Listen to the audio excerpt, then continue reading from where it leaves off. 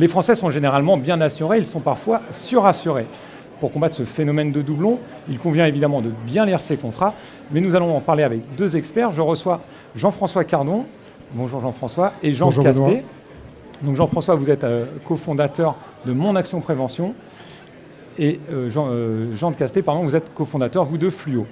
Le sujet des doublons, Jean-François, est-ce que vous avez quelques chiffres à nous donner justement? Parce qu'on parle donc d'être assuré 2 fois pour le coup. Oui, alors peut-être plusieurs constats sont à faire. L'un des plus importants, c'est surtout le fait que peu de personnes connaissent réellement la nature des garanties dont ils disposent au travers des différents contrats qu'il a pu souscrire. Une étude qui avait été faite justement par l'Association nationale de défense des consommateurs présentait un pourcentage de 34,5% de personnes qui connaissaient ou qui étaient supposées connaître l'ensemble des garanties dont ils disposaient. C'est peu, et c'est ce qui fait que justement, ne sachant pas ce dont nous disposons, on a tendance effectivement à être très couvert, voire à se surcouvrir. Autre point que nous avions aussi détaillé, c'est que par l'étude d'Access Panel réalisée avec Toluna, auprès à peu près de 400 internautes, pour prendre conscience avec eux, là encore, que à peine on va dire 67% connaissent aussi les garanties qui peuvent couvrir leurs proches, et donc l'étendue réelle des garanties sur l'ensemble de leur contrat, et puis surtout les risques, les sinistres que ces garanties peuvent couvrir. Donc le principe de dire, en fait, on est couvert soi, mais on couvre aussi nos proches par un contrat qui eux-mêmes se couvrent de leur côté. C'est un peu oui, c'est souvent ça, en partant aussi du principe que c'est souvent une personne qui souscrit en fin de compte un contrat d'assurance au bénéfice d'un certain nombre de bénéficiaires qui peuvent faire partie d'une même cellule familiale. Et donc, une personne connaît ça, et cette personne connaît l'ensemble est supposée connaître l'ensemble des garanties qui couvrent l'ensemble tout simplement du foyer. Alors on va revenir sur quelques exemples. L'un des exemples marquants de cette double couverture, et je me tourne vers vous, Jean de Casté, c'est les cartes bancaires. Les cartes bancaires contiennent beaucoup de couvertures d'assurance et les consommateurs sont rarement au courant. C'est bien ça ? Exactement, c'est partant de ce constat que j'ai créé Fluo avec 2 associés. C'est qu'effectivement, tant sur les cartes bancaires que sur la multirisque habitation et les autres contrats d'assurance, il y a une méconnaissance des garanties du consommateur. Donc ça a 2 répercussions majeures. La première répercussion, c'est que le consommateur ne va pas souscrire parce qu'il va partir du concept qu'il est déjà couvert. Et la deuxième répercussion, c'est qu'effectivement, il est souvent 2 fois, 3 fois ou 4 fois couvert alors qu'il n'en a pas besoin, et une seule couverture suffit. Et donc nous avons commencé par les cartes bancaires parce que c'est dans ce domaine qu'il y a le plus de richesse de couverture et que le manque d'information est le plus criant. Vous avez raison de souligner quand même qu'il y a vraiment 2 portées, c'est-à-dire qu'il y a l'assuré qui pense être couvert, donc qui ne souscrit pas le contrat et qui après se tourne vers sa carte bancaire et s'aperçoit qu'il n'était pas couvert. Il y a ce phénomène justement de la double assurance, triple assurance, quadruple assurance. On parle beaucoup, la presse, vous savez, on est des habitués, ce qu'on appelle des marronniers, des sujets récurrents. Alors là, en septembre, c'est l'assurance scolaire. Est-ce qu'on est déjà couvert? Est-ce qu'on ne l'est pas? Et en février, et là, dès décembre d'ailleurs, ça va être l'assurance ski. Est-ce que typiquement ce sont 2 garanties problématiques ou est-ce qu'il y en a d'autres? Alors effectivement, tant sur l'assurance scolaire que sur l'assurance ski, il y a de nombreux doublons. Pour l'assurance ski, c'est très simple. Quand vous avez une carte premier chez Visa, Gold chez Master ou Platinum chez Amex, vous avez des garanties équivalentes, voire supérieures à celles que l'on vous propose dans les stations de ski. De plus, vous pouvez en faire bénéficier votre famille qui est fiscalement à charge. Donc très clairement, sur une famille de 2 enfants moyenne, il y a facilement 120, 150 € d'économie à réaliser. C'est très rapide. Mais il y a d'autres doublons qui existent, au-delà effectivement du ski et de l'assurance scolaire, qui est plutôt couverte cette fois-ci par l'assurance habitation, l'assurance scolaire. Il y a aussi les assurances location de voiture, il y a les assurances voyage, et il y a les assurances aussi de biens de consommation, Volcas et extension garantie, qui peuvent être présents en fonction, en fait, non seulement de la carte bancaire, mais aussi de la nature de l'émetteur bancaire. Donc c'est un travail de fourmi à effectuer.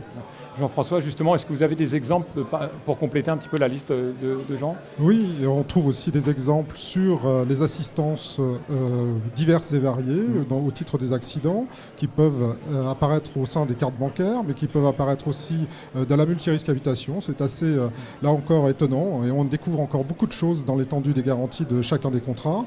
On va trouver aussi la possibilité d'extension au titre plus spécifiquement, on va dire, d'extension de garantie. Électroménager, c'est ça, par Pardon exemple? Par exemple, électroménager ou... Oui, certes, sur l'électroménager, non, je pensais plus spécifiquement à des choses quand même en rapport avec des contrats aussi importants que les contrats multirisque habitation, où on va trouver un nombre de garanties, par exemple au titre de la responsabilité civile, très commune avec un grand nombre d'autres contrats, pour intervenir soit sur des sinistres de type corporel ou des sinistres de type matériel. On va trouver véritablement un très très grand nombre effectivement de doublons sur ce type de garantie.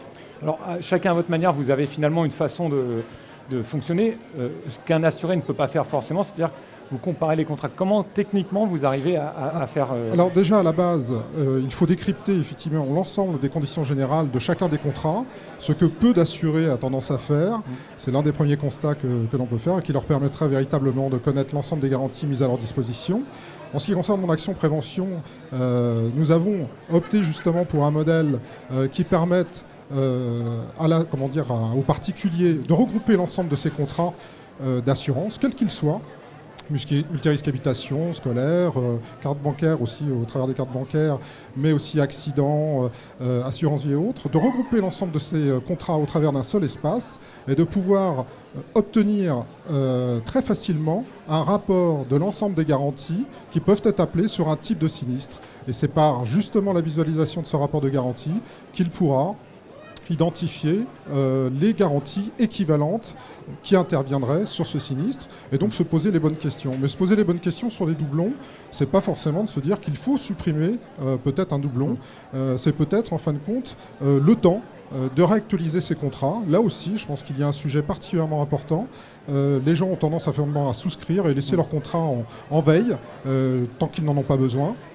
Or, les situations personnelles de chacun évoluent. Il est peut-être bon effectivement de réactualiser ces contrats. Et donc réactualiser ces contrats lorsqu'on justement on arrive à identifier des doublons, c'est peut-être soit d'avantager, de remonter les niveaux de garantie de certains contrats, de baisser d'autres, d'en baisser certains. Puis des fois, il est peut-être bon effectivement d'avoir des garanties, on va dire, qui peuvent être des fois aussi complémentaires. D'accord. Jean, vous de votre côté, vous fonctionnez, j'imagine, à peu près de la même façon. Vous avez des particularités? Alors nous fonctionnons de façon très simple. D'ailleurs, c'est dans nos gènes et nos ADN. Nous appelons fluo parce que nous mettons en évidence les informations pertinentes dans des situations.